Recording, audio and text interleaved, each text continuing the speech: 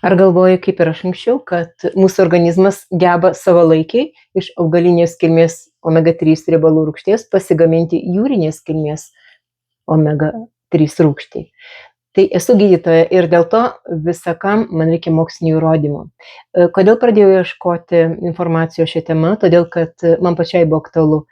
Mano maiste, mityboje visada buvo daug augalinės omega-3 turinčių produktų.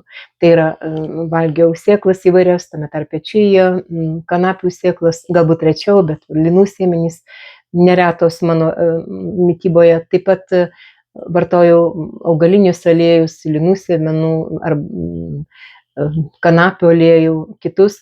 Tik tai noriu šitoje vietoje priminti ir išryškinti gal kai kam, kad alyvuogių aliejuje augalinės kilmės, ten yra iki 1% viso labo. Ir pasidariau omega-6, omega-3 riebalų rūgščių tyrimą ląstelių membranose, kuris mane labai nuliūdino. Žaliavos mano ląstelėse, iš ko gaminti šitą jūrinės kilmės riebalų rūgštį buvo, o rezultatas gilus minusas. Na ir beje, dar kai kurios daržovės turi augalinės kilmės, ALR trumpinys yra riebalų rūgšties, tai yra kaip špinatai, kopūstai, salotos, briuselio kopūstai taip pat. Ir kodėl taip nėra? Todėl, kad skiriasi jų struktūra. Augalinės kilmės omega-3 yra trumpos grandinės riebalų rūgštys, jūrinės kilmės yra ilgos. Vadinasi, reikalingos sąlygos, tam tikros, kurių dėka šitas procesas vyktų. Na ir realybė yra tokia statistika, taip sako, kad tik keli procentai nuošimčiai tos augalinės kilmės omega-3 mūsų organizmas geba paversti į jūrinės kilmės. Ir ypač mažai paverčia tos, tai yra DHR, kuri būtina nervų sistemai, ten iki nuo 0,3% iki 1 viso labo. Ir vyrams šitas procentas yra mažesnis, mes grįšime prie šitos mano minties. Kodėl? Na ir taip yra dėl to, kad mes turime fermentų ribotumą. Ir šitai, vadinama moksliškai konversija, virsmas, pavertimas augalinės kilmės omega-3 į jūrinės kilmės omega-3, jie reikalingi tie patys fermentai, kurie naudojami ir omega-6 riebalų rūgščiai, tiksliau linolo rūgšties metabolizmui. Ir kadangi mūsų mityboje yra didžiulis omega-6 perteklius, tai jį užblokuoja šitą virsmą, mano minėtą virsmą, nes fermentai tiesiog būna užimti. Kita vertus, šie fermentai, kurie būtini tam virsmui, tam pavertimui augalinės kilmės į jūrinę, jie veikia lėtai ir jų aktyvumas skiriasi priklausomai nuo žmogaus genetikos, amžiaus, lyties, irgi apie tai kalbėsime.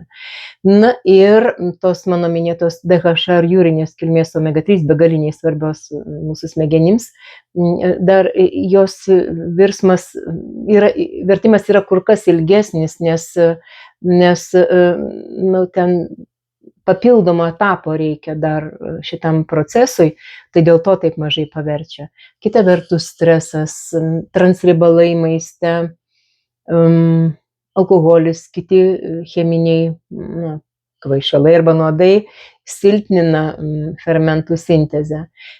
Ir dar magnio stoka, cinko stoka, vitamino B6 stoka, jie įtakoja fermentų aktyvumą. Na ir nes tai yra tarsi užvedimo rakteliai šitos mano minėtų jūrinės kilmės riebalų rūgščių sintezei. Kodėl fermentams reikia pagalbininkų? Fermentai negali veikti vieni. Ir kad jie aktyvuotųsi, jiems reikia tų vadinamų tų kofermentų, kofaktorių, yra tokie moksliniai terminai.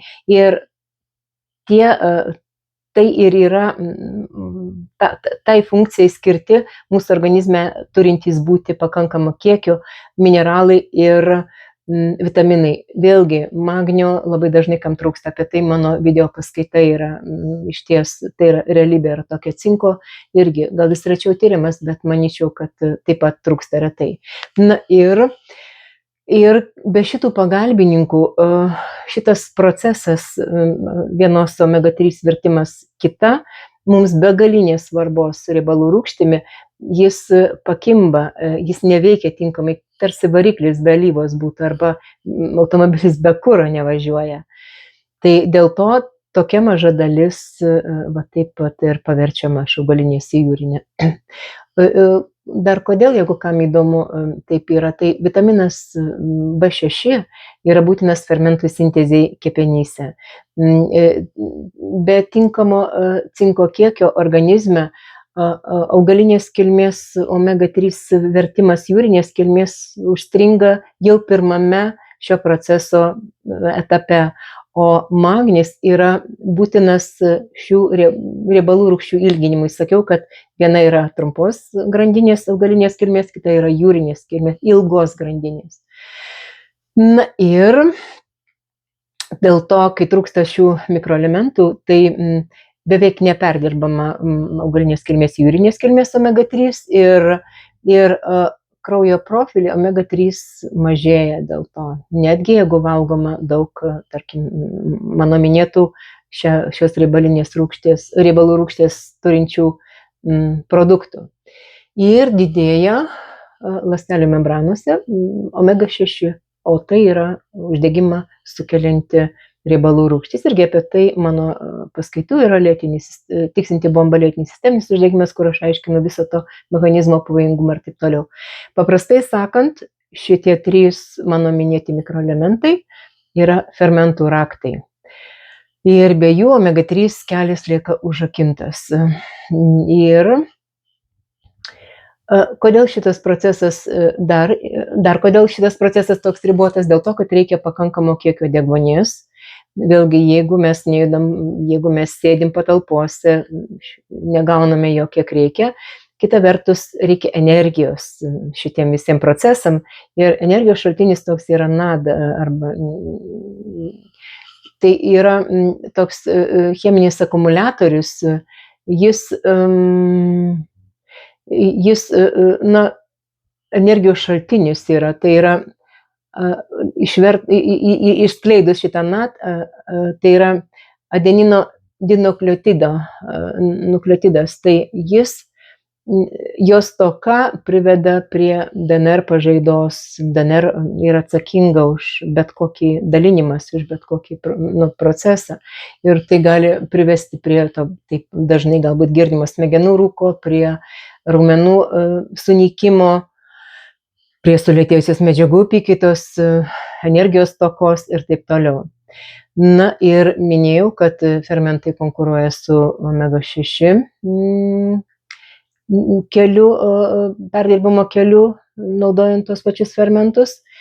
Na ir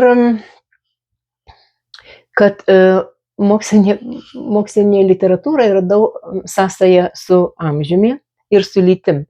Ir,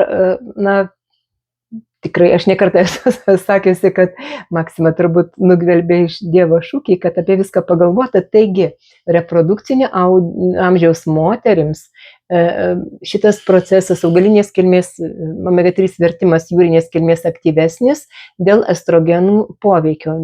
Daugiau jų yra kraujyje.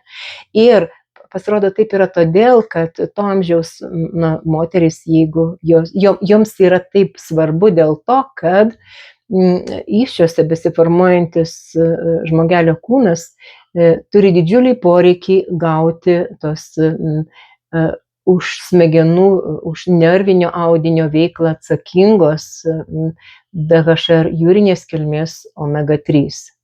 Tai jeigu kam įdomu, aš atsiųsiu nuorodą į paskaitą, kur mokslininkė kalba apie šios omega-3 riebalų rūgšties omega-3 poveikį ir kaip jį įtakoja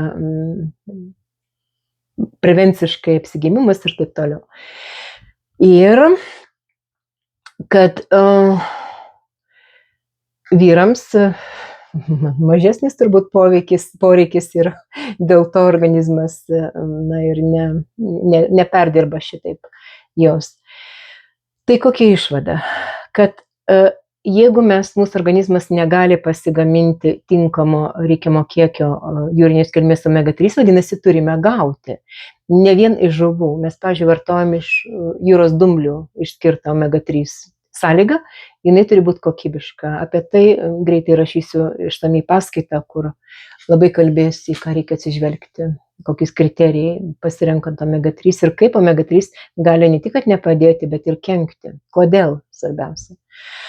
Na ir galima pasitikrinti, ar mums trūksta, ar netrūksta jūrinės kilmės omega-3. Ir jeigu turi klausimų, jeigu nesutinki su kažko, apie ką aš kalbu, arba turi savo nuomonę, parašyk man messengerio gali, arba elektroninį laišką. Taigi, esu jums ir su jumis, sveikatos jums.